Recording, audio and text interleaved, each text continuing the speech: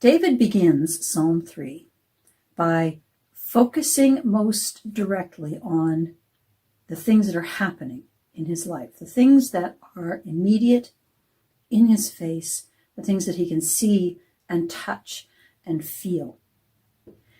He starts by focusing on his enemies, recognizing that that's where the problem lies. He almost immediately shifts that focus. He doesn't stay with the enemies for long. He immediately moves to talking to God and about God, the one who holds a solution to the problems that he's dealing with. David uses the phrase, "You, Lord, are a shield around me." That word shield is really kind of interesting. According to our commentators, there are two ways of looking at the word shield. The first one is the one that probably comes most immediately to mind. It's the idea of a defensive weapon, something that the soldier would use in battle, a physical implement that provides protection. David uses the same kind of imagery in Psalm 18 when he says, "I love you, Lord, my strength. The Lord is my rock and my fortress and my deliverer. My God, my mountain where I seek refuge, my shield and the horn of my salvation."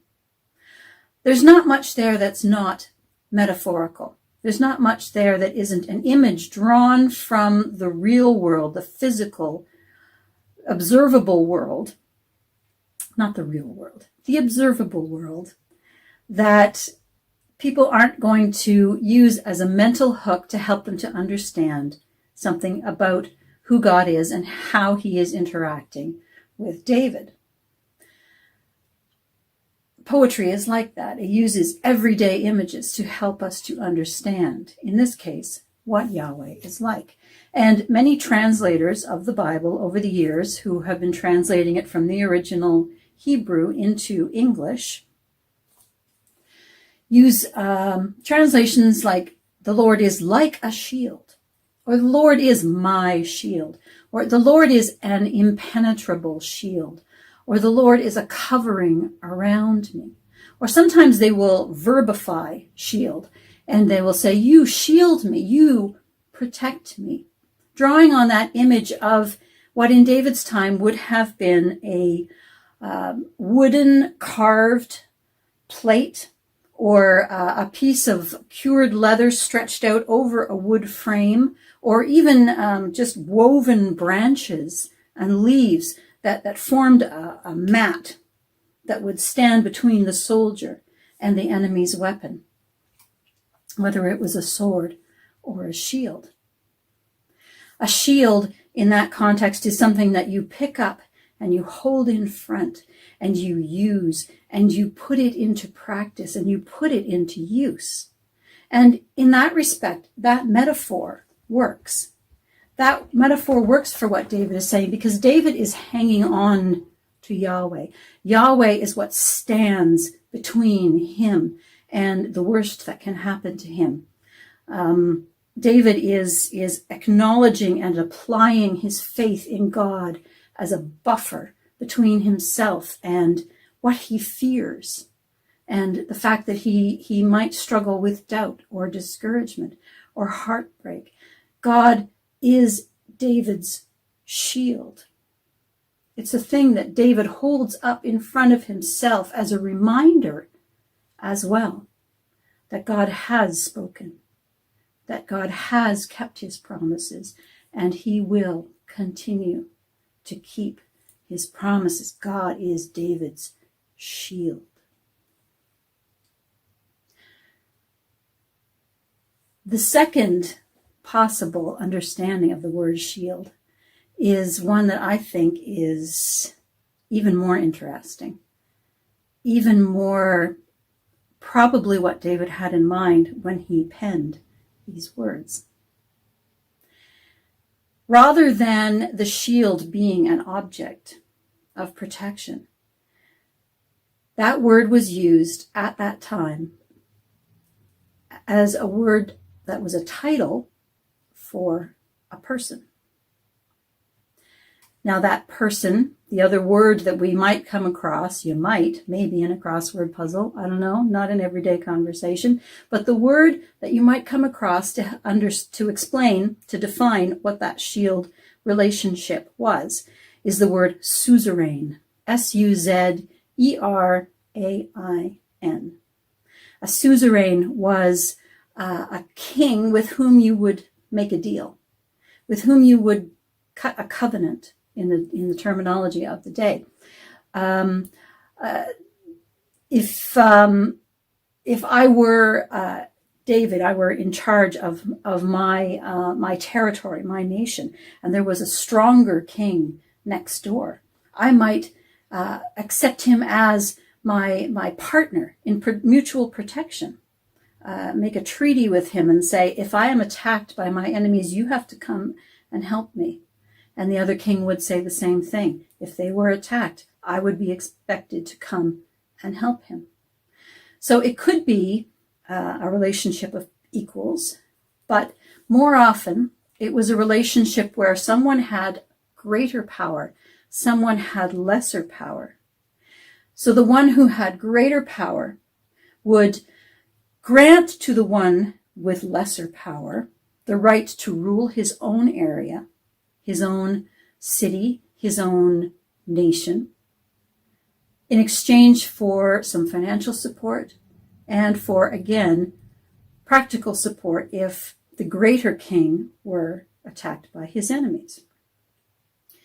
So we have a greater king and a lesser king who have made a deal, who have made a covenant of mutual support. But there is one king who is more powerful and who has the right to punish the lesser king if he breaks the covenant. You see how that connects with David's situation. In Psalm 84, it's kind of interesting. David uses the word shield again, but he uses it in a way that comes across differently. He says, for the Lord God is a sun and a shield. The Lord gives grace and glory. He does not withhold the good from those who live with integrity. Here we have a shield that gives good things. We have a shield that provides good things for those who live with integrity, those who hold their side of the covenant. This verse sounds like a suzerain relationship between David and God. Another place where we see that kind of idea is much farther back in the story of David, or of God's relationship with the people of Israel. When God is first making his deal with Abram, he says to Abram, do not be afraid, Abram, I am your shield and your reward will be very great. The shield will provide a reward to those who live with integrity. God is David's suzerain. He is David's shield. He is the king over David's kingship. Part of the suzerain's role is to provide support for the lesser partner in the deal. And in Psalm 3, in that situation, we see how God provides for David. David is provided with basically a head start because someone informs on Absalom and says, this is what's happening, you need to get out of town. God provides through a man named Ittai the Gittite, who was not an Israelite citizen. He was an exile from the Philistine nation. And if you remember Goliath, well, Ittai would have been cheering for Goliath when David knocked him down. But Ittai has discovered a new loyalty a new nation.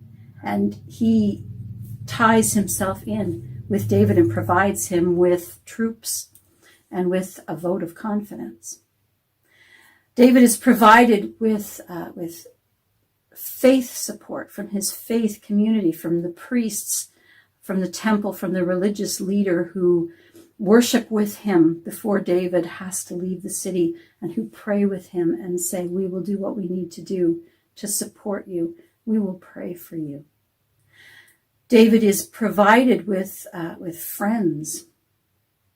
A man named Hushai, the Archite, agrees to stay in the city and basically be a double agent, sending messages through the priests to David about what Absalom is doing and how David might need to respond.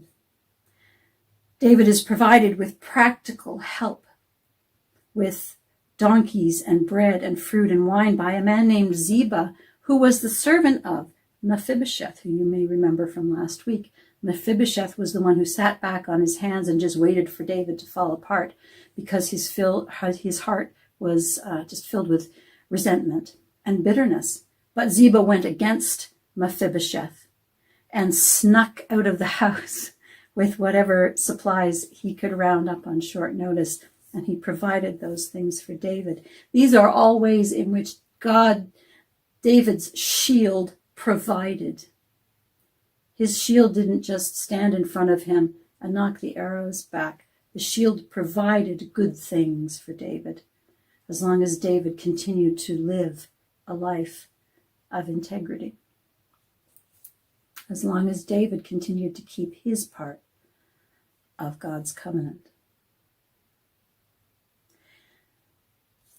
Now, when I chose to become a follower of Jesus, when I chose to become a believer in Jesus and who he claims to be, I said yes to that kind of a relationship. God is my suzerain. I accepted the kingship of Jesus over my life. And yes, that means that I gave him some authority over how I live. I gave him the right to make some demands on me. And sometimes those demands are not easy, and sometimes it's really hard to walk that path. But that is my part of that relationship, that I accepted his kingship over me. At the same time, I am glad to accept the fact that he has promised to provide and to protect and to stand with me no matter what happens. And sometimes the meeting of those needs and the answers to those prayers takes time. Sometimes those answers are not what I expect, not necessarily what I want. And we'll see how David's story plays out and how some of the answers to his prayers were not what he expected at all. So I have accepted the kingship of Jesus over my life, but I also acknowledge that he has given me kingship over the aspects of my life over which I have control. That, like in the story of Adam and Eve, right from the beginning, God put them in the garden. He put them to work to watch over the earth. They were the kings of their domain. God was the king over them. In the other opposite end of the scriptures, in the book of Revelation, we read that God makes the believers, the followers, kings and priests over the earth, and we will reign on the earth.